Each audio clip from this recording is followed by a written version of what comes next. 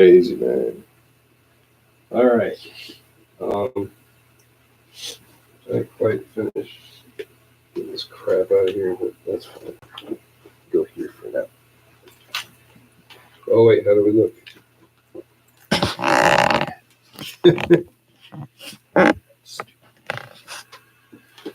think that'll work. This is somebody's backpack. Pete's got himself a backpack, huh? Huh? Oh, Peter. Peter. Peter. How did that happen? What? Stupid. It's a magnet. Magnet. How did that happen? Is that yours? He sent them when he sent that. Oh. But why was it on the book? Oh, Oh. Okay. That's what I was asking. I'm like, what the hell? Or it got knocked. Maybe it was on that and you knocked it off at some point. Oh, good point. Good point. What the fuck was that? I don't know. It's on the packaging. Bubble wrap. All right. Are we on there? Huh? Are we live? Yeah, we're live on there. So I can't say negative things and bad stuff. Well, you can say that. Yeah, damage your reputation. I like to wear pantyhose. All right. Okay, so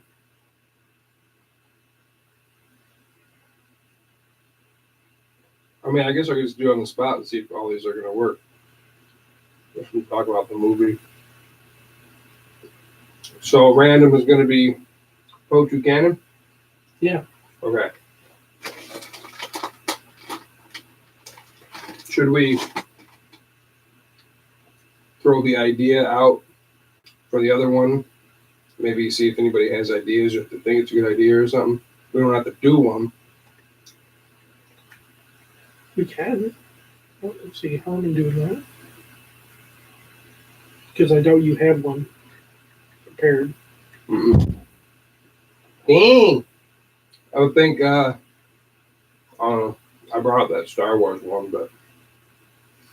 Be like a few good men. You can't handle the truth. I want the truth. You can't handle the truth. Like that? Is that the screw you're thinking? Mm-hmm. Exactly that. And like I said, I thought I came up with it, but I've seen Rob Paulson does it. I'm like, oh god damn it! Like that's a. Who's Rob Paulson? He's the he did the original. God, he's in everything. Animaniacs.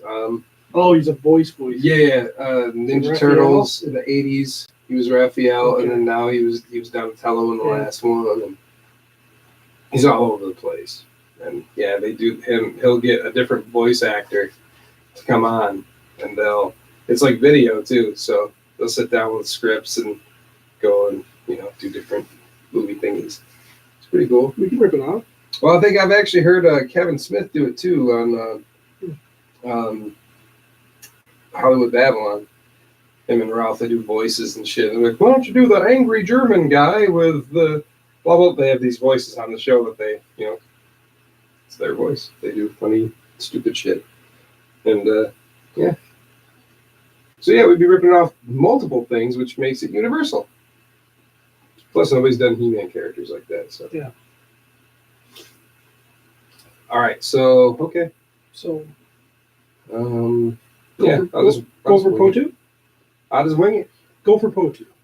Go for Potu. I'm gonna have one of these fruit slices before the podcast is recorded, so that way we don't eat during the podcast.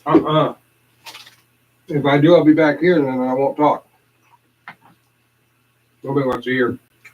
Oh, well, tell Pete and Travis that. Oh, I hear it. It's gross.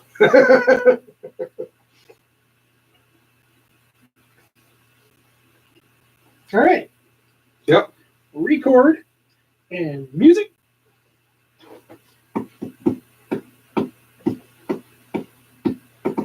That did not taste like fruit. I said that don't taste like fruit.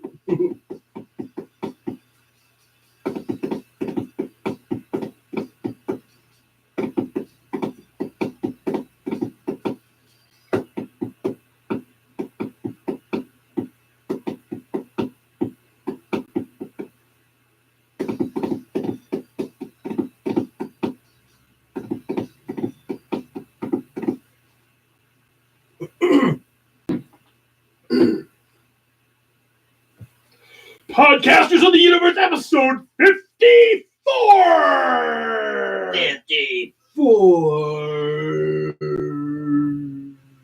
We're back, man. Do your thing. What's my thing? Do the 54. Oh, yeah, 54. 4. How do you do that? You just gotta you slowly get quieter each time, and you back away from the mic too, so it I guess that wouldn't really amplify because you know. De-amplify. Yes, it's unamplified. So glad you're here because I can't do it. You should practice. I have. Both do it, and it'd be trippy. I have. I got mouth sores from practicing. Yeah, just doing it too much. Sure, that's why. I think that's why. Goodness. No. My mom. Did you ever when you had did you have like canker sores and stuff when you were a kid? Yeah, I mean, occasionally, sure. See, I used to get them I don't know why, but I get them a lot when I was a kid. I don't know if what reasoning. Maybe I ate a lot of tomato stuff or something. I have no idea. Anyway, my mom used to give me powdered alum. You have any idea what that is? Never heard of it.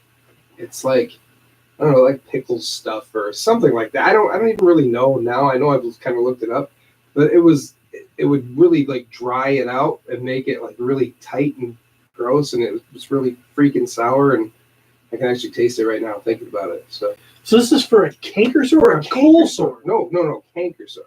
It just made me think. The cold sore thing made me think of canker sore. So interesting. Canker. You don't say that word very often. Canker sores. You got canker sores in your mouth. Yeah, I got canker sores in my mouth.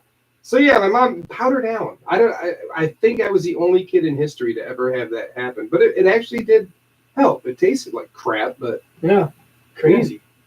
Yeah, I don't know why. This is haven't had one of those in years. Huh. Yeah, so there we go. Started off talking about canker sores. You never know. You never know where Potu's gonna go. Yeah. Steve, man, I missed you, buddy. You know, I missed me too. I missed the me that is the me that I am when I'm with you. Oh wow. You see? Yeah. You see that? You said that very well. Yeah. Yeah.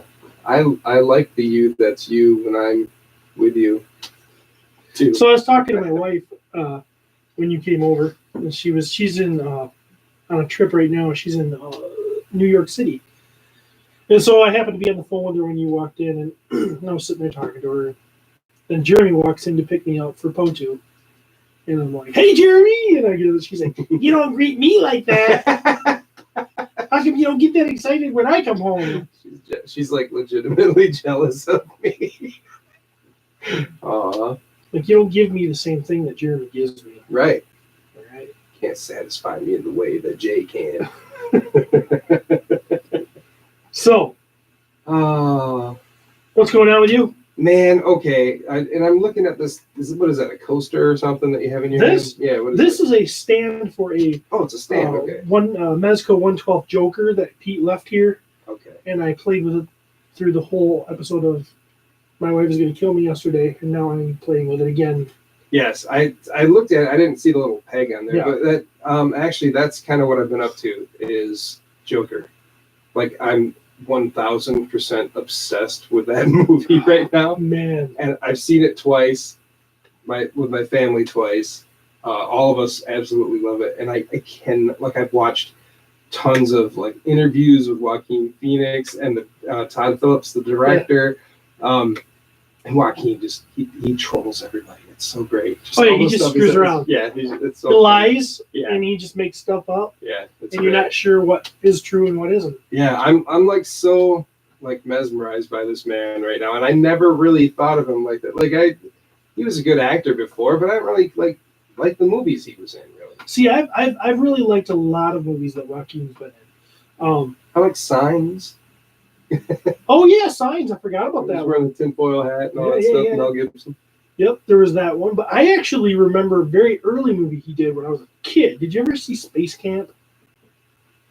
Oh. This is 80s, man. These kids join Space Camp, and they're at the actual NASA, and they accidentally get launched into space. I no, you know, I remember the title of it. I was almost thinking you were talking about Flight of the Navigator. So No. okay, Space Camp. I remember the name of it, but I never saw it. I had it on. I had taped it on the VHS off HBO or something, and I watched that over and over because I thought it was cool. And he was the little kid in there that liked Star Wars. Oh, okay. And he had a job to do because they all were trained in various jobs on the spaceship, but they weren't supposed to actually be put into space. Right. And so there. I mean, that was my first introduction to. I think he was going by Leaf Phoenix at the time because the whole family was doing a nature thing, River and Leaf and. Oh, weird. I don't know. His sister is something else, Meadow or something. I don't know. Yeah, I don't know. I don't know that much, but yeah. So there's that, and then but another one too is, you see, I'm a Johnny Cash fan. Right. So when he played Johnny Cash, I was blown away by that performance. See, and I've seen most of that, but I'm not like big into Johnny Cash, so I don't really know a lot about him. I've seen a few interviews and stuff like that, but yeah. So that one still didn't grab me. And what was Brad Pitt, or was it Brad Pitt? It wasn't Brad Pitt. It was Gladiator. Is that what I'm thinking of? Yeah, that's not Brad Pitt. I know. I was thinking of Brad Pitt was in one that was like that too. Yeah, he was in Troy. There you go. That's the one I was thinking. Russell Crowe. Russell Crowe. Yes, fighting around the world. Yeah. My name is Maximus Decimus Meridius. Yes, that. So yeah, he that was great acting. Also, The Village. That's a M. Night Shyamalan. Yes. Okay. Yeah. Very good in that. Oh yeah, so he's kind of a chameleon. Yeah, and I'm acting like that really kind of like intrigues me because there's people, like okay, I love Jim Carrey and movies he's been in, not all of them, but especially in the beginning. But he always played kind of the same dude every time. Chris Farley, same type of thing. And I really like those guys, but they're one trick pony. Even series actors like Tom Cruise. He's always Tom Cruise. Yeah, right. Except in Tropic Thunder. Yes. Yeah. Thank you. That was actually brilliant. But so yeah. Anyway, I don't know. I've just been obsessed with them, and that movie. Like that movie made me think so hard, and just how they kind of. I won't go into spoilers or anything in case anybody hasn't seen it yet, but just the whole world being more grounded in reality, and it just kind of made it more. Or is it? Right. Well. I mean, I'm not going to spoil anything either, but after this recording is over on our ride home, I got some discussion for you. Okay. That I'm not going to talk about right now. I've watched so many theory videos, and me too. I'm all wound up, and I have my own version of what what it means to me. So, but anyway, yeah, I don't want to turn this into the Joker podcast, especially if somebody doesn't like it. They're like, God, will these guys shut up? But yeah, that's my thing right now. So, yeah. All right. Well, cool. My thing is being home alone right now. The story you told me on the way here, I'm like, I would never do that unless I was home alone. Just you sitting in your underwear. But I wouldn't. That's not something I do anyway. Really? Yeah. When I was a kid all the time, but like, I don't know, as I've gotten saggier, it's just not comfortable. Well, I you got to wear underwear that has support. Well, yeah. No, those are fine. Just I'm talking like just everywhere. Oh, okay, gotcha. Yeah. I'm just. Blech. So anyway. All right. Yeah. So all the time. I guess that takes us to the news. Yeah.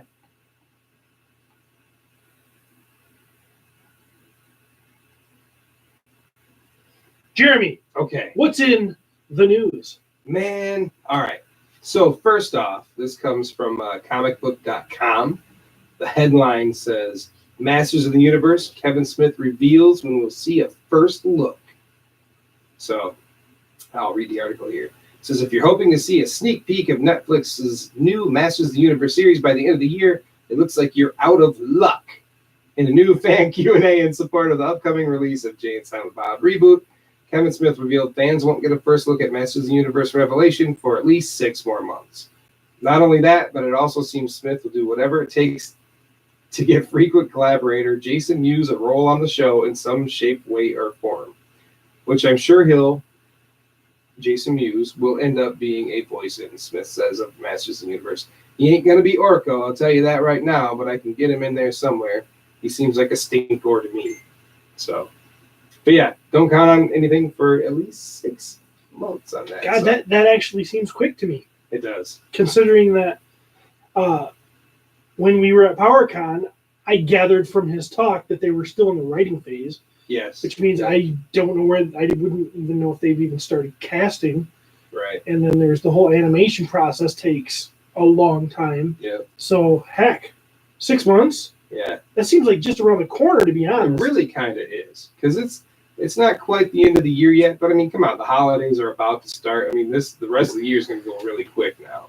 And then the beginning of next year, that usually goes kind of quick too, because it's all, well, at least for us, it's all like just winter. Blah! Yeah. You're just trying to trudge through it. So,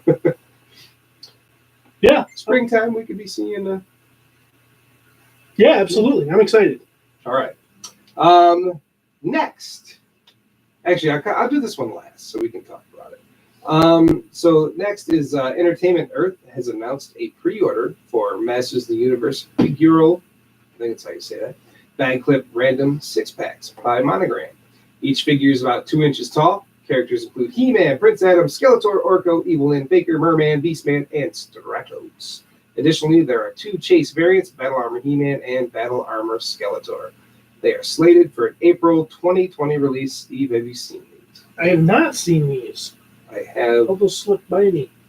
A picture of those. And it looks like it's just drawings right now, but those will be things that will hang from your bag or something like that. My daughter has is that some what of they are? those. They're Yeah. like a little chain clip? Yeah. Okay. They're. I guess that's cool that they're They're available. cute. They're fun. There's right? so much cutesy Motu stuff right now. I'm kind of burned out. Right. We had Pops, we had Dorbs, we had these other little things that are kind of like, I think they're made by Funko as well, but they're kind of big-headed. I had a 2-pack of. Oh yeah. I got. Yep. Then we're coming out with the Motu minis again. They're coming out. There's just so much cutesy. Then there's the loyal subjects. It's just cutesy Motu. It is all kind of cutesy. It's all cutesy, big-headed Motu, and I'm like, okay, it was cool when the first couple things came out, but now I'm just like, okay. I'm no more. I don't need any more cutesy lines. Right now. There you go. Well, this is definitely cutesy. Yeah. They just look like tiny little Funko Pops, kind of. But no, they look pretty cool. I mean, if you like that type of thing. It's cool. I mean, it's cool. It's out there, and I know the kids, they do like to hang stuff in their backpacks, so maybe some kids will pick them up or something and everything, but I'm not interested personally. Right. If I get like a Scareglow or a Skeletor or something, I'm cool with that. If I saw Fisto, I might grab it. Yeah. I'll hang it somewhere. Pierce my ear. Have it hang there you go. That'd be sweet. Now I'm going to get 2 of them. So I have to stretch out the holes in my ears. I haven't had earrings in like a half a year, but now that hurt. So anyway, yeah, okay. So look for those April 2020. And then the last thing, this comes from the Hollywood Reporter. The title says, after developing its He-Man franchise for years, Sony may take its Masters of the Universe film direct to the streamer, which would be Netflix, possibly. Like all the major studios, Sony Pictures is questing for new franchises, and after years of development, it might have one with the He-Man movie, Masters of the Universe. But while the picture is on calendar for release in March 2021, sources tell the Hollywood Reporter that studio chairman Tom Rothman is exploring the prospect of getting risk-free cash for the pricey project by making it for Netflix instead. Man, there's a lot of different points of view you could take on this one. Yeah, it goes on to say some things. Specifically, they took a significant loss on Men in Black International, stuff like that. So all these reboot things, and I don't know, maybe some of the hype around the other stuff is kind of freaking them out. They don't want to take a big loss, I mean, it's Sony, so what? They had Venom, right? Venom was pretty good for them. Yeah, they're sharing some Spider-Man stuff there, I I mean, they gotta have a little bit of cash, but I mean, if you lose it out, especially when you have some big actors in there and stuff like that, man, it's gotta be hard. So they're like screw masters. Well, you could look at it that way, and I definitely that's the first way I looked at it. Well, there are two ways, and I agree. There's also the way to look at it from the Netflix point of view. Right. And when I find Netflix right now, I'm thinking, oh shoot, Disney Plus is coming. Mm-hmm. Disney Plus is going to be a new streaming service on the block, and they're hitting that block with all of the Disney catalog stuff, all of the Marvel catalog stuff, and Star Wars. Okay, they're going to be a juggernaut. Oh, for sure. Not to mention brand new content with all that stuff. Right. And what's Netflix really got? They got Stranger Things. I love Stranger Things. Yeah. You know, they've got a few series that are very well, but they don't have Star Wars or Marvel level stuff. You know, in they had some Marvel stuff, but it wasn't like Disney's going to do. Right. You know. Yep. And so for me to say, look at Netflix and go, what could we get? What could we get to be, epic or cool? Maybe Masters of the Universe that has this huge catalog of characters. Yeah. Really cool stuff. Superhero-esque, Right. It's pretty much kind of like, I mean, I don't know any other superhero things they're doing now, If they had their own superhero, if they amped him up and he got popular again, it could be really awesome for him. Yeah. But I mean, I guess I don't blame Sony for at least to be in talks. We don't know if it's going to happen, but it might. But they don't want to take a risk, but at the same time, they'll be kicking themselves if it, could have been, or they find out it's really popular. But they'll still have the money anyways. No. I mean, I don't know if they'll have as much money. Right.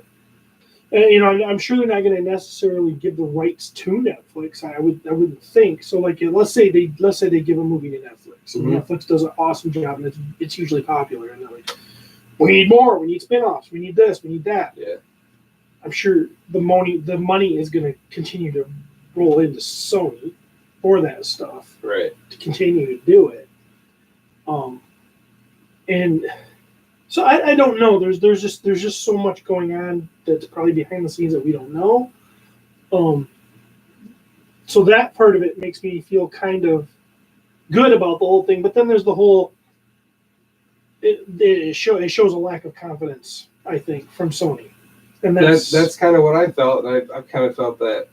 I guess we've all kind of felt that for years. Like they haven't put their all into it or whatever. It just feels that way. I don't know what's going on behind the scenes. Nobody knows what to. I still feel nobody knows what to do with it. No, and that's what it is. It's like I think all these people, and most of them executives, and there's I think they all know there's something there. We got this thing. It's here. Right. And it can be great. I don't know how to make it great. Mostly, I think they don't know how to make it great because they think they have to change it to make it great. That's, I think, the number one thing is they can't find something they agree on. If they just use what they had, then they could easily find something to agree on. But the problem with that is that going to be profitable? Is something from the 80s going to be popular and theatrically anyway? And He-Man didn't take place in the 80s. Well, true. But those types of things were popular then. I know, but... And we didn't have many other options. It was shoved in our face all the time. You went to the store, there were the toys. And those came first.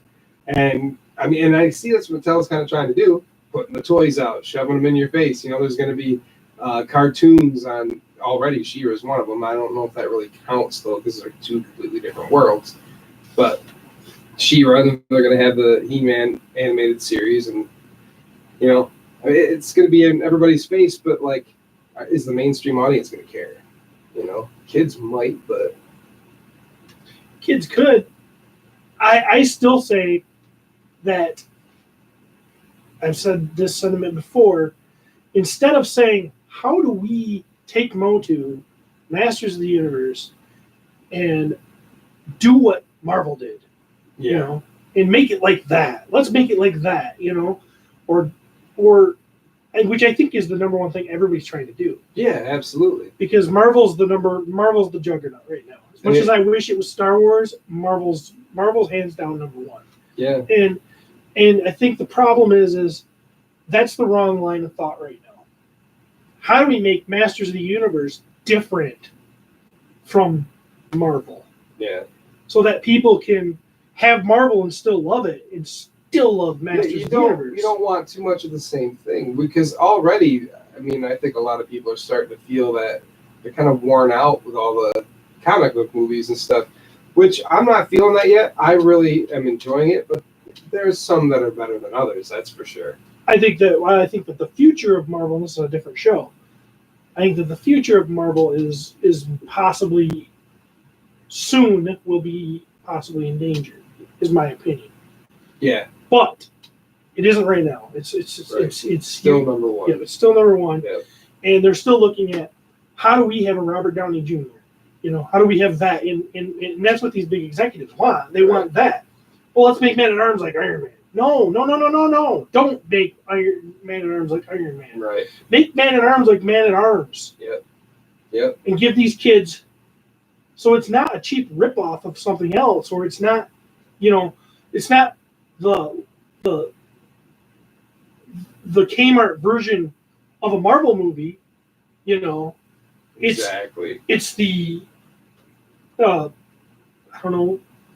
high-end best version of Masters of the Universe it could possibly be. And then kids and people and grown-ups, I think, will all gravitate towards it. This is something new. I've never seen anything like this. Right. I mean, there's that possibility, but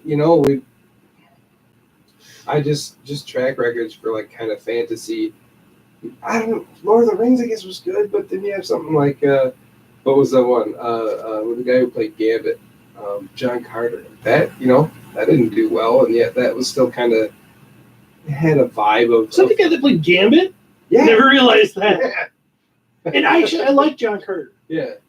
I thought did you like it? I saw the majority of it. I didn't see all of it, but I really liked what they did visually with it. I thought it looked really cool, and they just kind of embraced that little world, and it's like, well, we could get something like that, but it wasn't very popular. So no, it wasn't. But I don't know why that was, because I actually thought it was pretty good. But you see how we're kind of like we know what we want, but we also get this.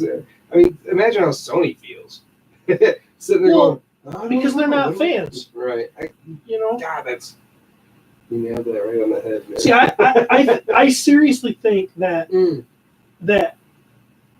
I think that a true fan, could make something that no one can make something that everyone's gonna like. They can't. Right. And because there's too many different versions. There's too many people that came into the line at different times. Right. I'm a Filmation guy. I'm a mini comic guy. I'm a Lady Bird book guy. I don't know. And there's too many of them, but there's still some central core stuff there that we can stick to. Essential character. Man at Arms is pretty much the same guy almost everywhere. Right. You know what I mean? And, there's just, you need to stick to character designs. Not exactly, but by golly, Man at Arms should be wearing some sort of a green shade bodysuit, and he should have that gold or yellow or gold armor or something like that. Right. That's just, he should have a blue helmet. Go into it thinking how the Horseman did with like the 2000X line. Exactly. It doesn't have to be the same, but visually you see it right there. You want to tech it up a little bit, make it a little bit modern, go ahead. But don't make it an Iron Man suit. Don't put teal in an Iron Man suit. Make things recognizable. Yeah. And anyways, but I'm kind of ranting now. Well, it's hard not to. We've been pulled this way and that with this, movie for years, and right when we're getting excited about it, and I know we shouldn't. That's our own fault. But right when we start to get excited about it, and they cast He-Man, and it's going on, and we went to PowerCon and they talked about the movie and they had the logo, and they definitely gave us some evidence to make us feel comfortable enough to get excited. Yes. It's not like we're just getting crazy over a rumor, right, or a fuzzy picture of Battle Cat this time. Right, exactly. When Mattel shows up at PowerCon and they're like, we're going back to retail, full on retail, Yeah. you know, that's enough to make us go, oh, they're really pushing this. This is going to happen. We're going to give you the cartoon you always wanted. We're going to give you these toys that you always wanted as a kid. And then we're also going to make this movie. And, okay, all right, okay. And now it's like, we're not really sure. And now that's not Mattel, it's Sony. But we're not really sure if it's going to be profitable. So they're in talks. I just wish Sony didn't own it, kind of. Yeah. Because they just don't seem to. They don't seem to know what to do with anything. They can't really. They couldn't really do what. They could. They kind of lost their way with Spider-Man. I think they got lucky with Venom, and that's because they made it rated. Was it rated R? It was rated R, right? Can't remember. Oh my It goodness. probably was. Maybe it wasn't. It wasn't real It bad. wasn't. No. I was thinking it was rated R, but no. I was thinking of Fox with Logan and stuff like that too. Yeah, and Deadpool. Yeah. Fox is even, with Deadpool, but they I think that's another instance where guys like Ryan Reynolds, who knew what Deadpool should be, kind of forced that into what it should be. If Fox had been left to their own devices, they probably wouldn't have made the movie. And if they would have went PG. Yeah. It wouldn't have been what it is. Exactly. And if you read about how much fighting they had to do to get that movie to be what it was, and show them this is what can happen, and now they're like, oh, big money, and it was, let's do that. Yeah, exactly. It was super successful. Then they made a sequel. Now they're going to make a third one. Like, just I don't know, embrace that stuff. And I mean, like I said, I understand the apprehension. You don't want to lose out, but I just say embrace it and go for it, Sony. Risk your business. It'll be successful. You gotta take a risk. You got to. I mean, I think that. I mean, you can't keep pumping out the same stuff. It's hard nowadays because yeah. But I mean, Disney was a risk. Disneyland was a risk. Yeah. A lot of stuff is. Masters of the Universe was a risk. Sure was. Back in the day, they decided the Mattel Boys Toys is trying to compete with Star Wars and G.I. Joe, and not the little G.I. Joes at that time. I think it was more the big, but they had their Big Jim doll, which wasn't really, as far as I ever understood, Mattel had Big Jim, Hasbro had G.I. Joe, and it was the big dolls. We're talking 12-inch G.I. Joes, and Big Jim wasn't really winning that fight. Mm-hmm. And they had passed on Star Wars, Mattel had. Yeah. And they screwed up, and now we're going to start our own brand and our own characters based on an idea that some guy has. And they went gangbusters. Tell me that wasn't a risk. That was such a risk. We're not going to do Conan. They had the rights to Conan at one point. And nope, we're not going to do that. Family friendly. So it was a risk. Bringing G.I. Joe back as little 3 3/4 guys on Hasbro's part was a risk. Oh, huge risk. Don't tell me it wasn't, Yeah. So, I mean... Success. But is it a different time now? It is a different time. Gosh. So anyway, if it does go to Netflix, I mean, obviously I'll watch it. I think it would be in safer hands there.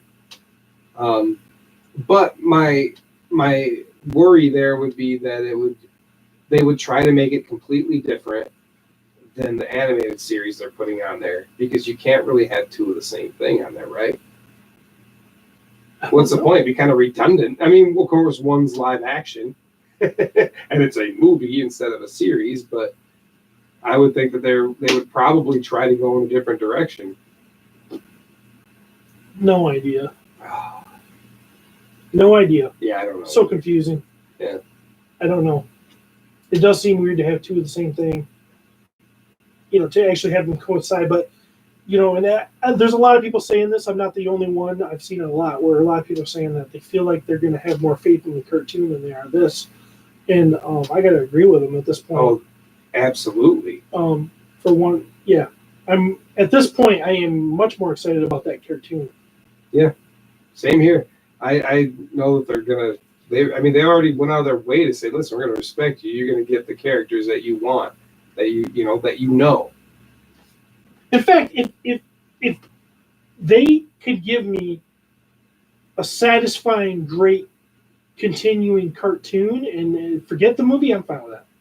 Yeah, I think I'd be okay with that too. I'm like nervous for this movie because I feel like it's not going to embrace what we want, and they're going to change it up, and no one's going to like it. The fans won't like it, and new people, to it won't like it. They're going to do what they did to G.I. Joe. Yep. Make a movie and call it G.I. Joe, slap the name G.I. Joe on it, but yeah, we're gonna give these little homages. Yeah. Homages. We're gonna make Breaker blow a bubble. A bubble gum. And that's gonna be great because the hardcore Joe fans are gonna freaking love it when they see that. Oh, he's chewing cum. Oh my gosh, this makes this whole movie great. No, it doesn't. The rest of the movie is a steaming pile of shit. Sorry. Oh, shoot. I didn't mean to swear. Tell us how you really feel about G.I. Joe, man. We'll do this stuff with throwback stuff for the fans, know. And it's this tiny stuff and surrounded by a movie that isn't true to anything that is recognizable as G.I. Joe. Let's take Duke, the main guy, pretty much, almost, and let's make him a newcomer to the team. Yeah. Let's make him a newcomer to the team and have him learning about it through, we'll be the lens through Duke. No, Duke should have been established. He should have been one of the main guys. Yeah. He should have been, you know what I mean? And it's just, you're not being true to anything. And look at Transformers and just how it just kept getting more blah, blah, blah, blah. And then they're like, you know what we should do? Let's try to make it more like the Source and the look and all that. Bumblebee? Yeah, with Bumblebee. Yeah. And it came out and everyone's like, best Transformers movie ever. Yes, absolutely. The first 10 minutes of that movie was better than the hours of all the other stuff. Absolutely put together. Yeah. You got to embrace it, man. Embrace that Source stuff. There's a reason why it was so good. It can still hit now, I hope. Anyway. Are we still doing news? Yeah, that was... Yeah. All right. What's next? Anything? No, that's not. We are on to random ideas. Random ideas.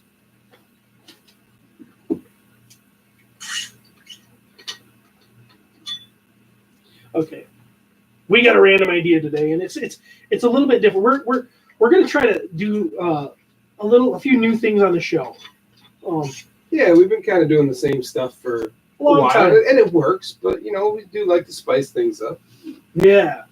So I was inspired, and I can't remember who said it. It was a listener. He mentioned in a post about POTU canon. Okay, so basically referring to the way me and Jeremy voice our characters when we do the mini comics. So I got thinking about that. What would POTU canon be? Exactly. POTU canon can only be one thing. Yes. It can only be me and Jeremy's take on Masters of the Universe and its characters. Yes, absolutely. It would have to be POTU canon. There's, we are what Classics did only, for this wonderful podcast. Yeah. And we're going to make it awesome. So. Yeah. Now, not only is this going to be official POTU canon, it's also going to be fun because we're going to get to discuss how we see things. So I think we're going to do this one today and see how everybody likes it. If it's a stinker, we don't have to come back to it. But it's quite possible we could do one of these every week, and that is take a character from Masters of the Universe, and me and Jeremy discuss until we get down to an agreement of exactly how this character should be portrayed in our version of if it were to be a part of media. Sure. We're not going to say POTU presents Masters of the Universe, Right. That's the POTU line version. Now the media could be it could be whatever you want. It could be a cartoon, it could be a live action movie, it could be a comic book. We don't know. We don't know what it is, but we do know that if me and Jeremy were in control of something, this is how this character the would be. definitive version. Steven and I would have to sit in a room and come to an agreement, which I don't think will be too hard. Steve and I are a lot alike when it comes, especially when it comes to Masters. But I mean, we do have some differing opinions, but the best part is we're like super easy to get along with each other. So Right. like, well, you know what? Yeah, I see your point. You win. You know? So, Jeremy, can you hand me the notebook there? I can hand you this notebook. Because I'm going to jot down notes because we're gonna keep track of these. Because if we do make a running go at this, and every week we're doing a different character, I want to have, because we might end up getting into relationships with other characters. Oh yeah. And who compliments who and blah blah blah. So I want to have a little bit of a rough write up about what we came up with. And so I'm not going to go with He-Man and Skeletor right off the bat. No, they seem too obvious. Yeah. Although I do have a take on Skeletor, I would be excited to share, but we're not going to. I think he's probably going to be one of the more fun ones anyway, because there's so many versions, and we kind of like. At least I know I do. I like so many different versions of Skeletor. I like all of them, you know. So trying to kind of focus and make one version is going to be fun, difficult but fun. So today, we're going to discuss our ultimate version of Beastman. Beastman.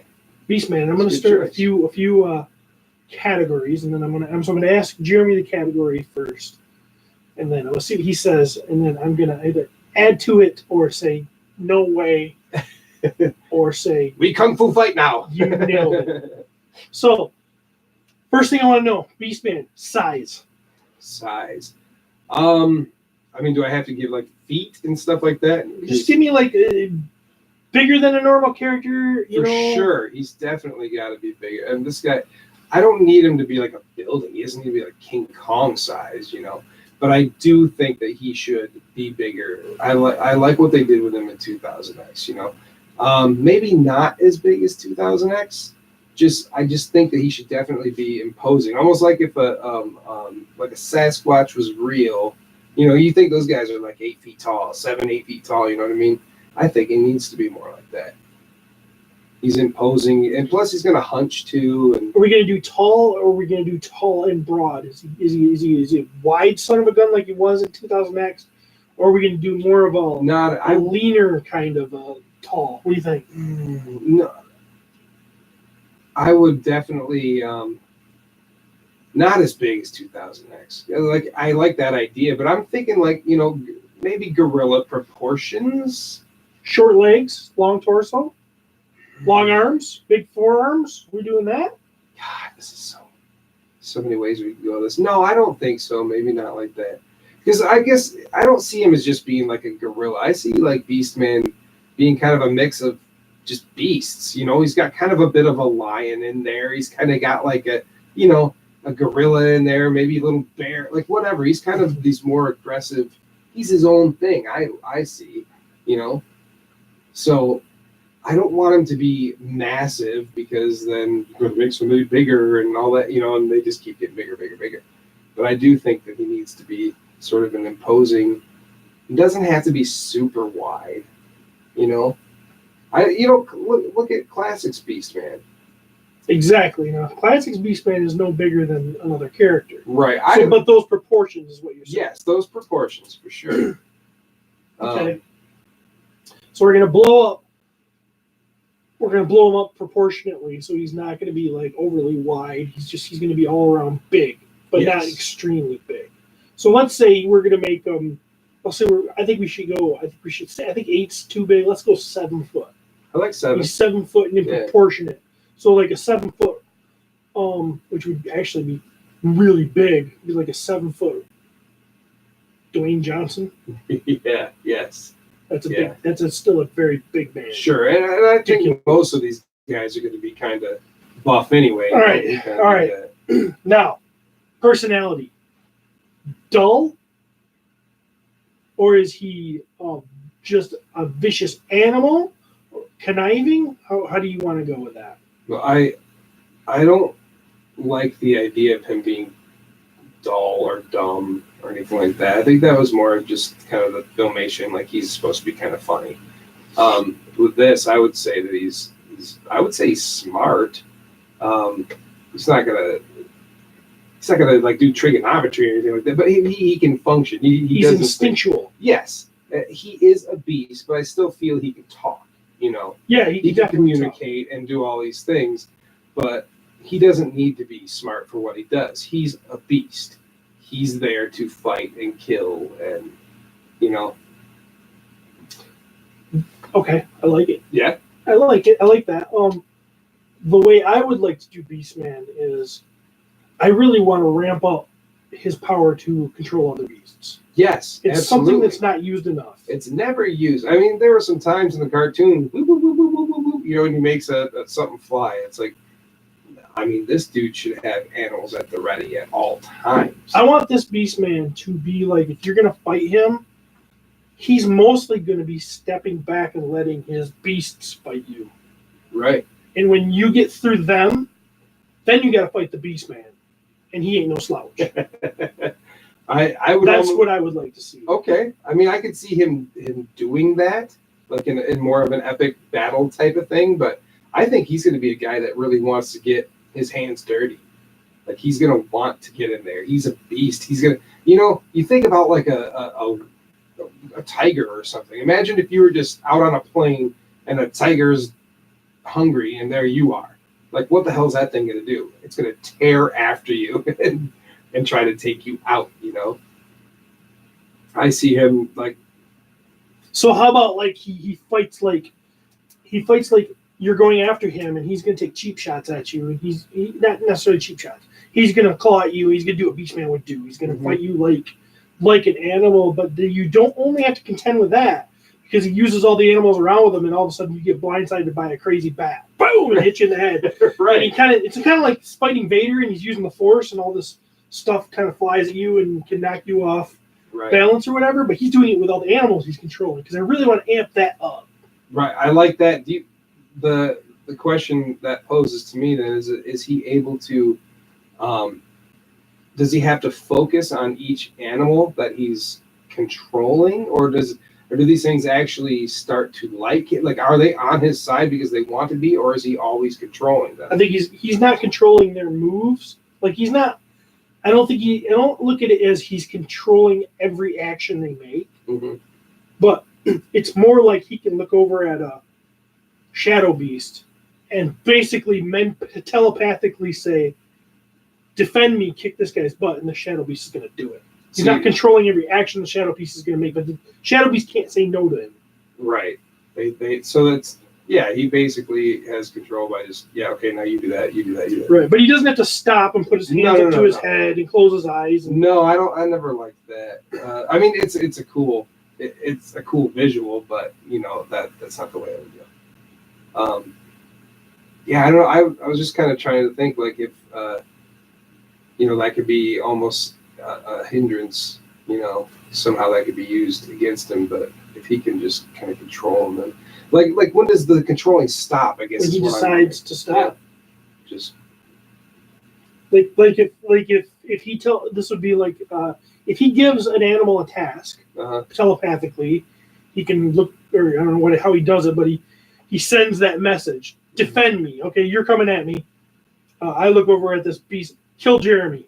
Okay, when you're dead, then if he doesn't give him something else to do, he's going to wander off. Okay. If he kills you and then Beastman telepathically follow me, that thing's going to follow him. All right. Now, what happens if Beastman gets knocked out? Then everything breaks. Do they just move? Yep. So if say you did have a lion or something, what the heck? I don't know. Siri thinks I'm talking about it. So say there was a lion, and it's chasing after somebody, and he gets knocked out. Like, that lion is no longer controlled to tear me up or whatever. But does it still want to? It depends on the beast. The beast, right? Yeah, it depends on what type of beast it is. The beast would just go into its normal mode, like, "Ooh, I am hungry." Yeah. I think that would make a killer character. Yeah. Because it makes him scary, Yeah. You know, and you always got to have, you know, if depending on the environment you're fighting him in, you know, if you're fighting him in an area where there's no animals around, then Right. Beastman still is a force to be reckoned with because he's a beast. I feel like some of the animals would sort of fear him and definitely respect him. I feel like, you know, somebody, you wouldn't even need to tell them, like if he had a lair, you know, not Snake Mountain or something, and things were coming through the jungle to get to him, you know, like these things would protect him anyway. They would try to keep you from, you know, the closer you got, the more they would viciously attack you or whatever. Because, you know, there's just so much with that telepathy thing. Like, okay, can he control dragons? That was always a no in the Filmation, wasn't it? Wasn't it the one thing he couldn't? Yeah, it was the one thing he couldn't control was dragons. I don't know if that. I don't know. He can. But I wouldn't be opposed to saying no, but I would have that be the only animal he can't control. Yeah. I like, see, because you kind of want to leave him open to have a sort of weakness, you know? Or do you? You know? Yeah. Something that would make him interesting, you know? Like, he can do this, he can do all this, but ironically, he cannot do this.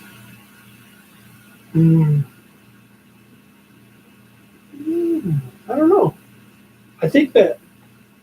Just go and make him powerful. I think they're the masters of the universe. That everybody should be powerful. I think that he should be able to control dragons. It's a beast, right? Unless there's some sort of magical thing, like there's, you know, something that keeps him from doing it in the dragon blood or something like that. He can't control magical animals? There you go. He can control straight up animals. Yeah. not magic animals. Yeah. Yeah. He can't control super intelligent animals? You gotta think about it. I mean, what do we want to say is an animal and isn't an animal? Right, because then, like, can he control Grizzlor? Right.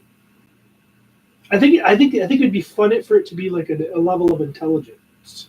Okay. Kind of like a Jedi mind trick only works on the weak-minded. Yeah. If they're too sentient, or I don't know if sentient is I don't know if that's really the right word, but if they're too self-aware, then it doesn't work anymore. No, that makes sense. Can't control Moran. Right. Yeah. I like that. So a certain level of intelligence. I don't know where you draw the line because there's so many weird beasts on Eternia, but obviously there's also a bunch of mindless ones. Right. Yeah, exactly. So like I would consider like Cringer and Battlecat, they're magical animals. He's a magical animal. Right. So you can't really do it. It doesn't work on him. Right. I would think he would be too smart anyway. Yes, he's too smart. He's too. If it was another green tiger, yeah. If it was another green tiger, a regular green tiger, yes. Yeah.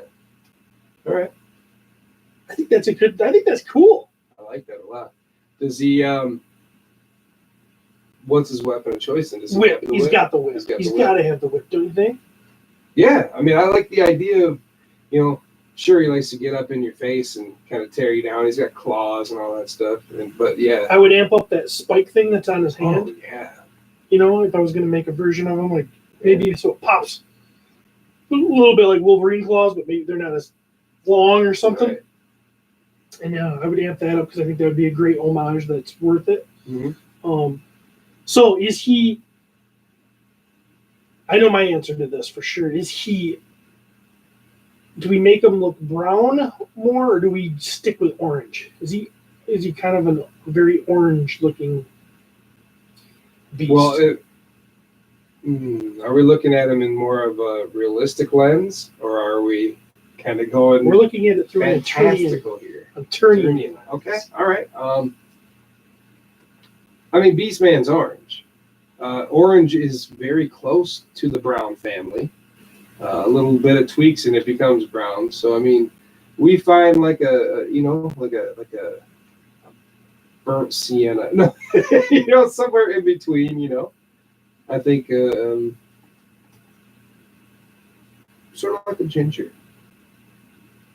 Yeah, somewhere in there. Yeah, I think it needs to be.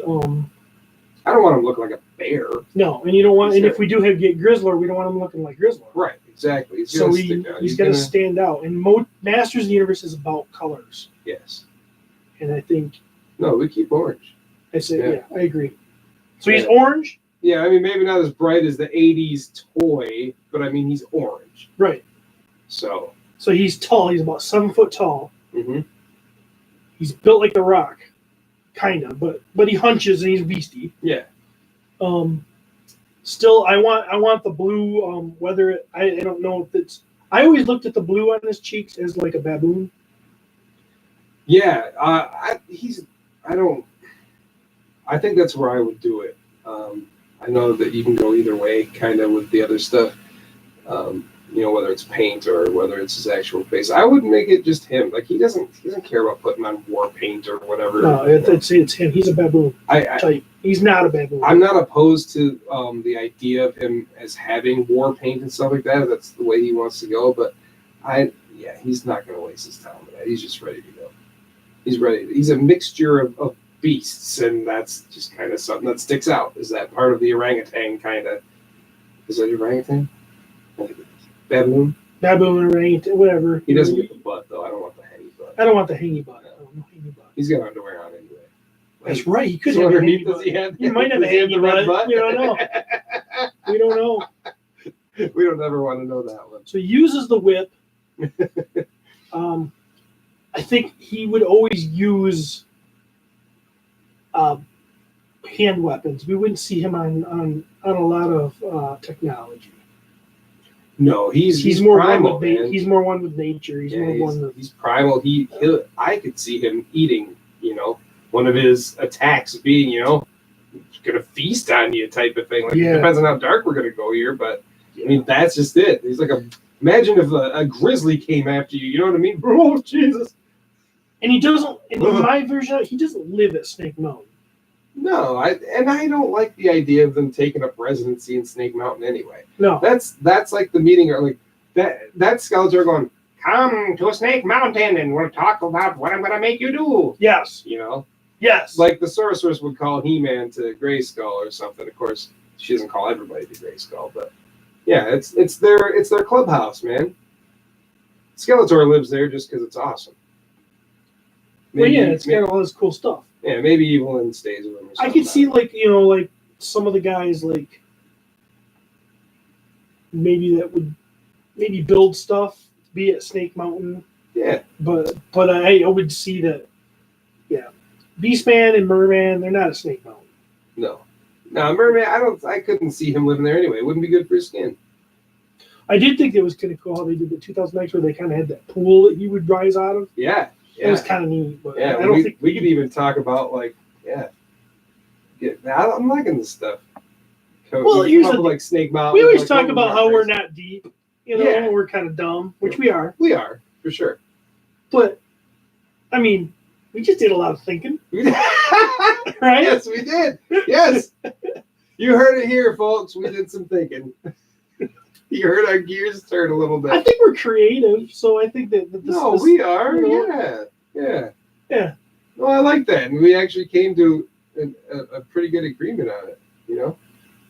I like that. I thought it was fun. That's some good Beastman. Beastman is one of my favorite characters. You think we should do this again? I like this. Okay, well, we'll see. I'm totally cool doing this again. If we do it again, which character do we do next? What do you want to do? I'll let you. I picked Beastman. You pick who you want to pick. I see, and there's a lot of people who say it. Like the bad guys are really interesting, so I want to go immediately to them. But I think that we should probably balance it out and go with the good guy. Man, I want 2 weeks to think about it. That's why I'm doing this. I want 2 weeks to hash this out in my head. Many faces. I was hoping you'd say that. I was going through the roster of the good guys, and not because Manny Face is one of my favorites anyway, but just I was like, that guy is really interesting. There are more questions than answers when it comes to Manny Faces, and I feel like we have some stuff we can talk about with that guy. Oh yeah, actually, I think about Manny Faces a lot. Which sounds so pathetic. I love it though. And I've kind of got this whole origin story. Oh, really? So Yeah. you're prepared for this? Yeah, I got this whole kind of origin story about what I'd like to see, how his whole head mechanism makes sense to me, Okay. and still retain the actor thing. Okay. So, All right. well, we can talk about that in a couple weeks. Sounds good. Nice. I think that was fun. Yeah, I like that too, man. Hopefully everybody else dug that. What's next? I gotta get out my phone. Listener feedback, or did you want to talk about what we're considering? Well, Oh yeah, I guess should we just do it? Not do it today. Well, go ahead. Yeah. Okay. So I had this idea. I was sitting there, like Steve and I. If you're new to the podcast, we do voices over the old mini comics. Naturally, start doing a progression, and we do voices for them now. We each have our own individual characters, and sometimes we flip flop. And anyway, those of you who listen obviously already know that. It's a lot of people's favorite part of the show. I'm starting to see danger in the future because the mini comics are going to be ending at some point. I know we have the newspaper strips and all that stuff, but anyway, I want to get some more miles out of our voices because I think they're fun, and we're starting to get into these other characters and stuff, and I really want to go back to some of our more fun voices and be able to choose them and stuff. So anyway, my idea was, I cannot say it's necessarily my idea, and I think it was Paul Guyton, but I can't remember, but he brought up he wanted us to do voices for Pulp Fiction. Like who would we change and replace with Masters characters? And you've never seen that movie, so I was sitting here like, okay, I know who and you hadn't seen it. I don't want to do it by myself, so but it got me thinking because he brought up there's a scene in there with the El Royale with cheese scene, and if you don't know the movie, you probably heard that part or whatever. But it made me think like there's so many quotable things from other movies. Big speeches and just back and forth, and not even just movies, but we could replace characters in certain scenes of movies with Masters characters, and I think it'd be fun. I thought I came up with it on my own after kind of reading, that random idea. I was like, well, we should do this, make it a segment, and then I realized that Rob Paulson, famous voice actor, kind of does that already, but whatever. He doesn't do Masters characters, so anyway, that's my idea. We take just scenes from movies or video games, whatever, just fun, iconic. So would you make a little skit of lines to the show, and then you would read the lines? Yeah, like I would take a scene and just send you the script or Right. whatever it is from that particular scene. Okay, gotcha. And then You say you're going to be this character as He-Man. Exactly, like if we did Jay and Silent Bob, going back. Well, of course, Silent Bob doesn't talk, so that doesn't work. But say Silent Bob talk. Whatever, you would do He-Man for one guy, and I would do Skeletor for the other, or Snoochie Boochie. Yeah. Like that. Yeah. Right. Exactly. That's actually pretty good. Maybe we could pull something from the Kevin Smith movie. But I don't know. I just think it'd be fun. It'd give us some mileage on our voices. Now, maybe maybe that would be overkill for us. I don't know. But it was just an idea, and I figured I'd bring it up here and see what you thought and see what maybe the I think it'd be fun thought. as long as they're not, they wouldn't be terribly long. No, I don't. I do not see it being more than 5 minutes probably. So, if that. So, but yeah, just an idea. So, if people like that, we'll do it. Well, we're gonna do one anyway, but Yeah, we're gonna do at least one. so yeah, you can at least hear it. So, All right, not today though. not today. Now we're into listener feedback, man.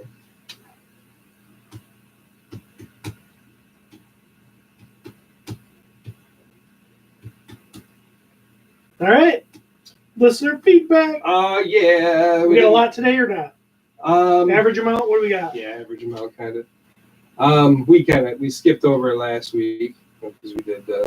We had the interview with Guillermo. Yeah. Yeah. And, oh, by the way, I haven't sent out the stuff for the contest winners yet, but I will most likely this week, if not early next week. So you guys will be getting them soon. Did we get addresses for both? Yeah, I got all three. Yep, I got addresses for everybody. So Nice. all right. So the first one is from Dustin S. Yoke, which we were just recently did something with him in the fall. We did. I can't wait to hear it. Yeah, we had a little Skype chat with those fellas for their podcast, Geekman and Master of the Thunder Nerds. I hope I said that right. I always say it wrong. So anyway, Dustin says, Jeremy and Steven, do you think Motu Origins is it? Or will they launch another line to correlate with the movie?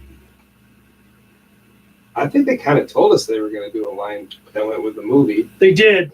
They did tell us that, basically, in so many words. Now, that was when it was not going to be a Netflix movie. Right. And not to say it is going to be a Netflix movie. That's really not been right, exactly. Confirmed. But, no, I think that's the plan. The last we heard. Yeah. But who knows, man? I mean, maybe if it goes to Netflix, they'll just be like, whatever. Possibly. What I want is a toy line for the Revelation. So I'm sure that's going to look awesome. Yes. I think that I'm going to want that. We'll find out. Right. Yeah, I don't know. Origins is going to be, I think, probably their main focus for a little bit. So I guess we'll find out together. Jason Domina. Question for the next podcast. That's this one. What are the secrets of Grayskull? I can't tell you. It's a secret. Yes. Fabulous secrets, too. I always thought that when they said secrets of Castle Grayskull, that it was kind of related to, the power that He-Man has and kind of like the origins of it and just, what keeps, I don't know, keeps everybody safe because it makes He-Man. Without the powers of Grayskull, you don't have. When I heard those words as a child and watched the show. And the secrets of Castle Grayskull. I assumed that they were secrets of, yes, power, but nobody really knew what except the sorceress. Right. I assumed that the sorceress knew. And she told people as they needed to know. Like if she needed to tell Adam, you must do this and get this and blah, blah, blah, then he needed to know that, and she told him that. But there was more power in there than anywhere else, and that's why Skeletor wanted in, so he could figure out the secrets of Castle Grayskull. Wouldn't that be a bummer if, he won, and he took over Grayskull, and, he couldn't figure it out? So, for years. What the heck does this mean? Yeah, I found, God! I found another room. There's nothing in it. That'd just be crazy. Yeah. That's what I think. I know that really isn't. It's not really good. I mean, it's a good answer. It's as good of an answer as we're going to give you. I don't think anybody's supposed to really know. No. I think it would be lame if we did. Yeah. It's one of those things you don't want to know. Yeah. Yeah. No, it needs to be ambiguous. Yes. You need to get tidbits here and there. That's perfect.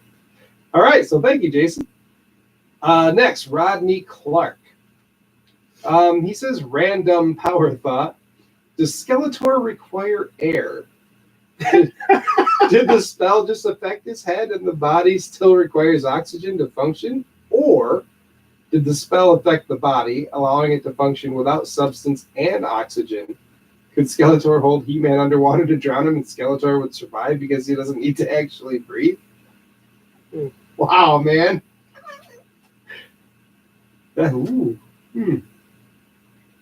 I assume he's going with 2000X canon there. Floating head? Yeah. Floating head. Or at least, that he was, human at one point. I guess it doesn't matter. I think he does need air. Yeah, I do too. He's got lungs in there. It's just really weird how it's all. I don't know how it would work. Maybe there's a hole in his neck. and his lungs just suck the air. Maybe he has a face, but it's invisible. Oh, wow. Yeah. That's how he can say all the people. You know, you can't say people with no TV. Kiko. They can't. You have to say Kiko. You do. Kiko. See? Skeletor. He has no lips. Right. He can't see lips. No. See? It's his lips. That's all he would do. How is he pronounced? He has no tongue. No tongue. How can he? Yep. He's just a magical being. Well, yeah.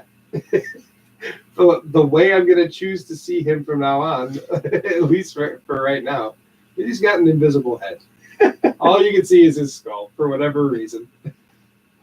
Because you see the evil within. Yeah. You see the death that he wants to bring into Eternia. Man, are we totally starting to flesh out their character origin of Skeletor here?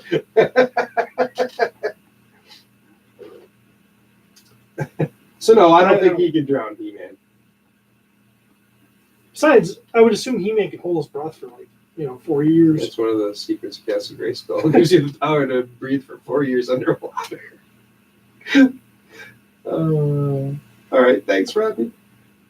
Nick Peterson, nope, that's not the word I was going to say. Since Halloween is around the corner, if you could dress up as any Masters character in complete costume, who would you be and why? If I could do it and look cool, I would be He-Man. That's the biggest part, and look cool. Yeah. But I can't be He-Man because I'm stupid. But this, it says if. It's a big word right there. Honestly, he's not like the Man-at-Arms is an essential character, but he's not like one of my favorite characters. But imagine wearing that. Yeah, but having his awesome. get-up would be awesome. Yeah. It'd be kind of heavy and sweet looking, and that thing covering your face. That would be pretty cool. I think it would be very cool. But man, there's a lot of characters I think would be really cool. Mm-hmm. I think Fisto would be amazing. We've seen a Fisto cosplay at PowerCon. It was really cool one year. Oh yeah. And I would like to do Spikor. Oh, that would be amazing. Wouldn't that be fun? Yeah, I would think that would be really cool. I would love to dress up like Spikor. And even have like the extending like trident thingy, and yeah. Roboto would be cool. You could put together a Roboto costume. Oh yeah. Trapjaw would be amazing. I mean, we've seen some killer cosplay with the Trapjaw, man. So yeah, look great. I'm gonna go with Roboto. My pick is Roboto. Okay. Second pick, Man-at-Arms. That's good. Yeah. Spikor. Second pick, Cyclone. Be pretty crazy. Yeah. Just be fun. Yeah. Cool ring around my nugget and the lenticular chest sticker on me. Well, yeah. I'm in. I've already been Ram-Man before, so I couldn't choose him. Vicky Bedrosian, what do you guys think of the possible? Oh, here we're going to go into some of the Netflix stuff. So I didn't filter any of these. So what do you guys think of the possibility that the new Masters of the Universe would go to Netflix instead of the traditional theater? Do you think it could build up a better young group of future fans by going to Netflix versus the traditional movie theater? I thought of it, I guess, backwards. Like, you'd reach kids more if it was in the theater, but I don't know. It'd be more accessible. Their parents don't have to take them to it. Right. But would they watch it? We don't know. It's a tough question. Yeah. It probably would be more accessible. It'd definitely be more accessible. Yeah, kids got tablets and crap in their face all day, so yeah, there it would be. If they could shut YouTube off and watching other people play video games. Right? I'm telling you, these kids. I know. We're in trouble. All right. Jimmy Phillips. So for the retro kid, right? Yeah, retro kid's awesome. If the Motu flick doesn't go the way of the major release, it goes to Netflix instead. could that possibly curb/change Mattel's plans for releasing product? I definitely think it could possibly change them. I don't think it'll change the origins, but I don't think it'll change what they already have planned. But maybe if they had more plans in the future, like movie tie-in stuff for sure. I think they would probably admit. I don't know. So weird. It's such new territory. Right. Because I'm thinking of the She-Ra show right now. Like Yeah. they made dolls for it, so like it is available, but it's not super popular. You seen them anywhere? I haven't looked. Are they Target exclusives or something? I think so. And they're in the girls section, which I haven't really had to go down that section at all in recent years because my kid doesn't care about it anymore. Yeah. She goes to like NECA and stuff like that. Like she likes the cool stuff. So the more teenager-y stuff. Yeah. So, I do think that it definitely has a strong possibility to change whatever they were kind of thinking. Yep. Yeah. If we go to Netflix, I don't really know if I see a movie when I come out. So when I look at, all the cartoons and stuff and the lack of toys that we usually get, you know what I mean? Oh yeah. From Netflix properties. Mm-hmm. I mean, what do you see out there? I mean, there was a little bit of Voltron. There was 2 Voltrons released, the classic one and the original one. They did some figures, a few figures, and boom, it just died. Yep. She-Ra's toy line has not impressed me. It's really nothing. I mean, they put out a lot of stuff for Stranger Things. Stranger Things has got some stuff, yeah, but I don't know. I don't know. Yeah. That's a big question mark. What was next? Matthew Rodriguez, who was supposed to be here with us tonight. Yeah, and this is a good time to just quickly discuss that Matthew Rodriguez's Defenders of Eden issue 2 is up for Kickstarter right now. Yes, it is. I'm a backer. He's kickstarting that again. Issue if you are a Masters of the Universe fan, this is this is Matthew's kind of love letter to Masters of the Universe. Yep. In his own kind of his own story, and it has some great art. Matthew's assembled a great art. Matthew's the writer. Like C.J. Edwards is one of the artists. I can't remember who his colorist is right off the top of my head. But it's amazing stuff. And if you got issue number 1, you're gonna want to get issue 2. And back that Kickstarter. We're going to. Oh yeah, I already did. I have not yet. Last time I was number 1. I think I was number 1. This time were you number 1? I think so, because he took a screenshot of it and said, "Hey." Yeah. So. And when I lost the number 1 spot, I was like, "Oh no, I don't. No, I'm not in a hurry. Now I'm going to try to be the last backer." There you go. Perfect. All right. We can bookend it. What's his question for us? He says, "Do you think all the hype over the Netflix show changed how the live movie production company is handling things? Do you think the hype scared them?" So the stuff that's like everybody getting super excited about the cartoon. Yeah, the cartoon stuff like that. Did that maybe affect the thoughts about the movie? Maybe they all of a sudden they weren't so confident in what they had written or whatever. I mean, it's possible, but I think that I just can't see these. I don't know if I'm looking. I don't know if I'm looking at this right. But I just see a bunch of corporate people in Sony making decisions, and I don't think they think like us. So they probably looked, there's a bunch of idiots excited about this cartoon. Who cares? How much money is this going to make me? We don't know. Right. That's all I care about. So they say like there's the directors, grew up on He-Man and stuff like that, but they're at the mercy of the studio as well. So, I think it's an interesting thought. For sure. And I think it's quite possible. I think it's definitely a possibility, but it just adds to all the other stuff. So Yeah. I'm wondering if it's possible, like I alluded to before, that Netflix reached out and wanted it. Now that would be different. Like, hey man, listen, Yeah, we got this. let us have that Yeah. because we need something big to go up against Disney. Yeah. Oh, that's a possibility. I don't know. Yeah, no, I like it. That's it from Matt there. Just speculation. Yep. Thanks, Matt. Miss you.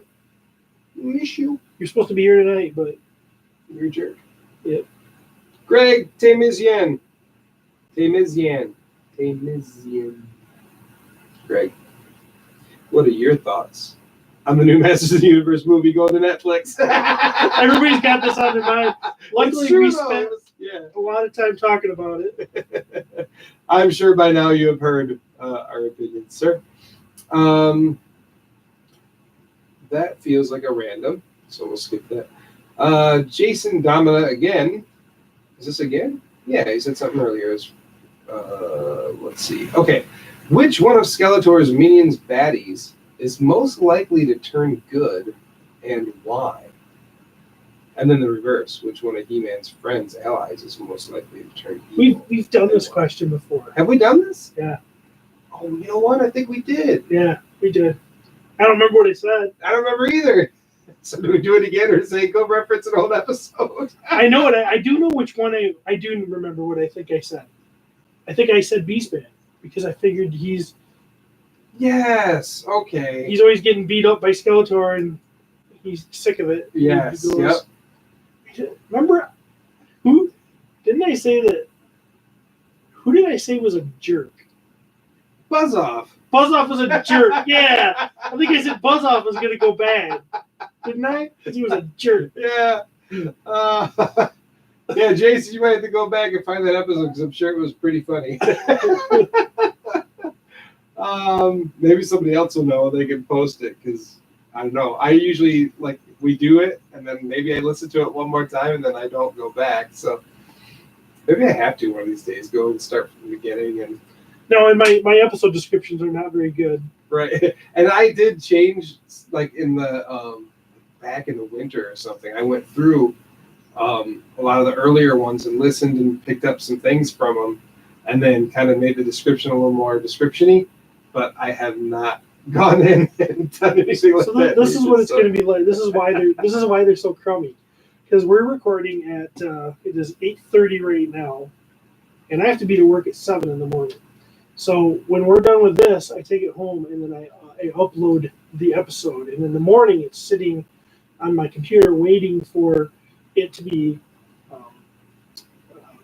published. So I will get up at 5:45 tomorrow morning, and I'll run downstairs and I will post the episode as quickly as I can, and then go upstairs and then maybe make breakfast and take a shower and do what I need to do and go to work and make it by 7. So at that time in the morning, not only did I just wake up and then my head's not even thinking right, I'm in a hurry. And I could always write up a description for you the night before and send it to you.